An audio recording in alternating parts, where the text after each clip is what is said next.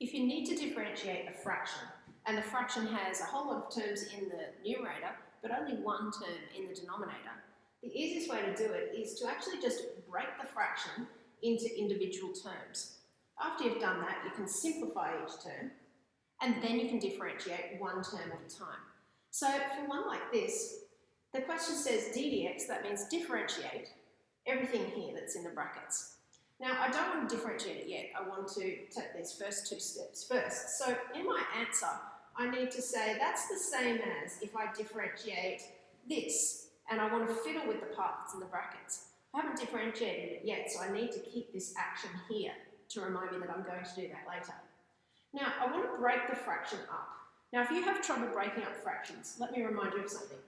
We know, let's make this, we know, like the back of our hand, that if we have 1/7 plus 2/7, we get 3/7. And the way we work that out is we think, well, what's 1 plus 2? That's 3.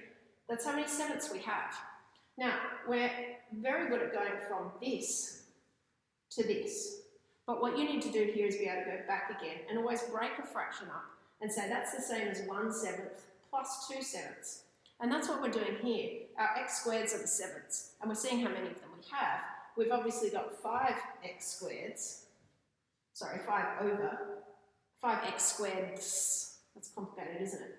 Minus this many of them, x cubed, x squared, plus 4x to the power of 4 over x squared. Does that make sense? So we've broken up this fraction into parts, similar to how if we started with 1 plus 2 over 7, we could break it into 1/7 plus 2/7. Okay, now that we're at this point, we can treat it one term at a time, but before we do that, we can actually simplify terms, and we should write here, and change to negative indices. Change to negative indices, because we need to do that. So on the next line here, I'll keep my equal signs under each other. I need to differentiate, and I haven't done it yet, so I'm going to still write that.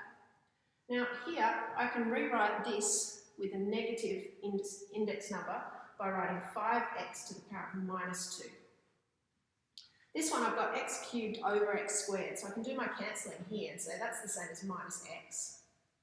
And this one I've got 4x to the power of 4 over x squared, so I can divide by x squared and change that x to the power of 4 to x squared. So I've actually only got plus 4x squared there. Now I've turned it into simple terms. All of them can be differentiated one at a time, so I'm ready to differentiate. So I don't write down that I'm going to differentiate now, I just go ahead and do it. Bring the minus 2 down, multiply it by the 5, and we get minus 10x. Change the negative 2 to negative 3, always go down by 1. Minus x differentiates to minus 1. And here I bring the 2 down, multiply by the 4 to get positive 8x. And that's my answer. And you can leave it like that, or if you want to, you could change this term so that it was minus 10 over x cubed.